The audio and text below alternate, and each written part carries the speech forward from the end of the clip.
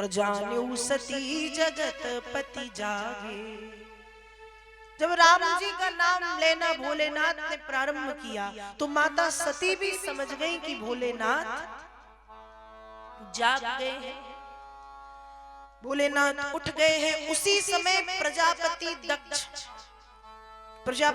मतलब सती के पिताजी, प्रजापति दक्ष ने बृहस्पति शव नामक एक बहुत बड़े यज्ञ का आयोजन किया। उस यज्ञ में सबको बुलाया है। तो सब देवी देवता सुंदर सुंदर वस्त्र पहन के तैयार हो के विमान में बैठ करके मंत्रोच्चारण वेद ध्वनि करते हुए चले जा रहे हैं। आकाश मार्ग से निकलते हुए विमानों को जब सती ने देखा तो तुरंत भोलेनाथ से पूछती है, प्रभु ये विमान कहाँ जा रहे हैं? भोलेनाथ ने कहा, आपके पिता प्रजापति दक्ष बहुत बड़ा यज्ञ कर रहे हैं और ये सब उसी यज्ञ में शामिल होने के लिए जा रहे हैं। सती कहती है, पिताजी यज्ञ कर रहे हैं तो फिर हमें भी चलना चाहिए। भोलेनाथ बोले, बिल्कुल, माता पिता के घर, गुरु के घर, मित्र के घर हम बिना बुलाए जा सकते हैं, लेकिन कहाँ जाए? जहाँ प्रेम हो, और जहां प्रेम ना हो ऐसे स्थान पर जो जाता है उसका बुरा, और जिसके यहाँ हम जाते हैं उसका भी बुरा होता है। तो सती ने कहा, प्रभु आप कैसी बात कर रहे हैं? आप तो खुद जानते हैं कि हमारे पिताजी हमसे कितना प्रेम करते। तो प्रभु कृपा करो, मुझे जाने दो और आप भी चलो। भोलेनाथ ने कहा, देवी कोई समय था जब आपके पिता आपसे परम स्नेह रखते थे, लेकिन एक समय आपके पिता का और मेरा, हम दोनों का झगड़ा हो गया। मैंने आपको बताना उचित नहीं समझा। कब हुआ? भोलेनाथ ने बताना प्रारंभ किया। एक बार की बात है, जब प्रजापति दक्ष प्रजापतियों के राजा बने तो बाज पे यज्ञ किया। यज्ञ में सबको बुलाया, सभी यज्ञ में पधारे, भोलेनाथ को भी बुलाया।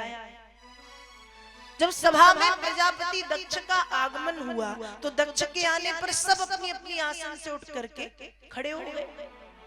दो लोग खड़े नहीं हुए, ब्रह्मा जी और भगवान शंकर। ब्रह्मा जी इसलिए खड़े नहीं हुए, वे दक्ष के पिता हैं और पुत्र के आने पर पिता खड़ा हो ये शोभा नहीं देता। तो ब्रह्मा जी बैठे हैं। अब भोलेनाथ क्यों खड़े नहीं है? आप सोच रहे होंगे, हो सकता है वो दक्ष के जमाता है, दामाद है, इसलिए खड़े नहीं हुए। तो भोलेनाथ ऐसा कुछ नहीं सोच रहे थे। भोलेनाथ जहां बैठते हैं अपना समय व्यर्थ नहीं गवाते, बस भजन करने लगते हैं। तो नेत्र बंद करके भोलेनाथ भजन कर रहे थे, इसलिए दक्ष के आने पर भोलेनाथ खड़े नहीं हुए। दक्ष ने देखा कि सभी खड़े हैं पर शिव बैठे हैं। और ध्यान रखिएगा, दुनिया में ऐसे लोग ही बहुत हैं जो 100 अच्छाइयों को नहीं, एक बुराई को देखते हैं। देखेंगे जो एक बुराई है, और वो ही दक्ष ने किया। 100 खड़े हैं वो नहीं दिख रहे, भोलेनाथ अकेले बैठे हैं वो दिख गया। और प्रजापति दक्ष ने भगवान शंकर को अपशब्द कहना प्रारंभ किया। भोलेनाथ को क्रोध नहीं आया, भोलेनाथ शांति से उठे। उस सभा का भोलेनाथ ने त्याग कर दिया। तब भगवान शंकर के जो रुद्रगण थे, उन रुद्रगणों ने उस सभा में उपस्थित ब्राह्मणों को ये श्राप दिया है, जो दक्ष के कहने पर हाँ में हाँ मिला रहे थे। वेद व्यास जी भागवत में लिखते हैं, सर्वभक्षा दुजावृत्यै दृढ़ विद्या तपोव्रता विद्य देहेन्द्रिया रामा याचका विचरन्तु। जो ब्राह्मण दक्ष के कहने में हाँ मिला रहे थे, उन ब्राह्मणों को रुद्रगणों के द्वारा श्राप दिया गया कि तुम्हें भक्ष अभक्ष का ज्ञान नहीं रहेगा। क्या खाना चाहिए, क्या नहीं खाना चाहिए, तुम सब खाओगे, अपनी इंद्रियों के गुलाम बनकर के रहोगे और भिक्षा मांगते फिरोगे। और रुद्रगणों ने भी उस सभा का त्याग किया। तो भगवान शंकर ने सती को बताया, इस तरह से आपके पिता और मेरा हो गया झगड़ा, इसलिए आपका वहां जाना उचित नहीं है। तब सती कहती है, झगड़ा तो आपका हुआ था, मेरा थोड़ी, मैं जाऊंगी। और जब मैं जाऊंगी तो मेरी माताएं मिलेंगी, मेरी बहनें मिलेंगी, मेरे पिताजी मिलेंगे, तो मैं जाऊंगी। भोलेनाथ के समझाने पर सती नहीं मानी। भोलेनाथ ने किया क्या, सोचा क्या किया जाए। तो भोलेनाथ को एक ही उपाय समझ में आया। ध्यान रखिएगा, जब किसी समस्या का समाधान ना मिले तो एक ही समाधान है, मौनम सर्वार्थ साधनम।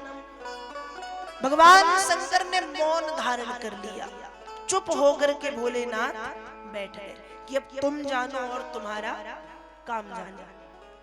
भोलेनाथ मौन होके बैठे हैं। सती बार बार बाहर भीतर होती हैं। बाहर जा रही है इसलिए कि कहीं मेरे पिता ने मुझे लेने के लिए किसी को भेजा तो नहीं, और भीतर आ रही है इसलिए कि कहीं भोलेनाथ को मेरी जरूरत तो नहीं। बाहर भीतर होते होते होते सती को इतना क्रोध आया, इतना क्रोध आया, इतना क्रोध आया कि क्रोध के कारण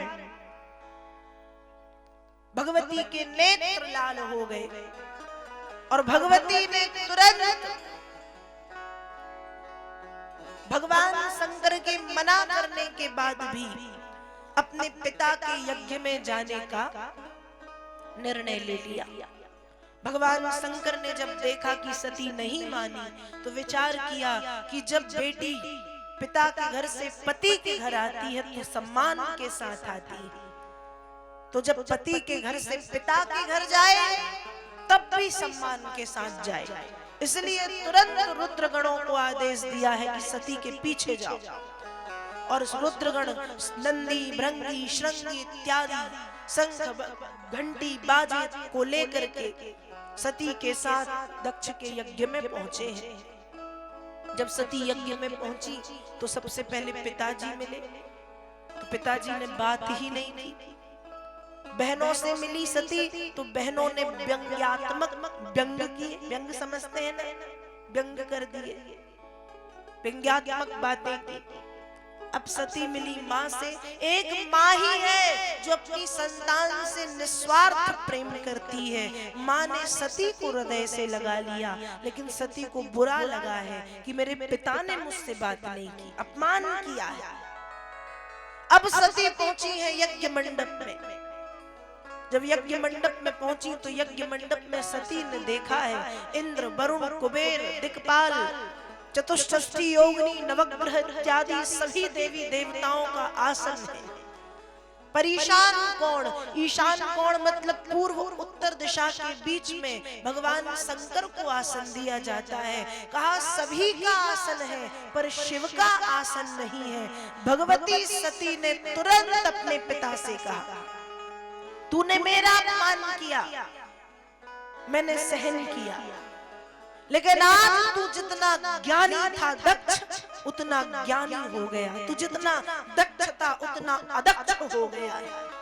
मैंने कहा था यदि मेरा अपमान करेगा तो मैं मेरा शरीर छोड़ के चली जाऊंगी। मेरा अपमान तो मैंने सहन कर लिया, लेकिन मेरे भोलेनाथ का अपमान तू नहीं किया। यज्ञ भोलेनाथ के बिना पूर्ण ही नहीं हो सकते, और ऐसे भोलेनाथ का आसन यज्ञ में नहीं। और तुरंत भगवती सती ने उत्तर दिशा तरफ मुख करके अपने ऊपर पीला वस्त्र डाला, दाहिने पैर के अंगूठे से योग अग्नि प्रज्वलित की, और उस योग अग्नि में सती ने जलना प्रारंभ किया है। रामचरितमानस में गोस्वामी जी लिखते हैं कि जलते समय सबसे पहले सती ने शिव के चरणों का ध्यान किया है। श्रीमद् भागवत में वेद व्यास जी लिखते हैं कि सबसे पहले सती ने चरणों का ध्यान किया।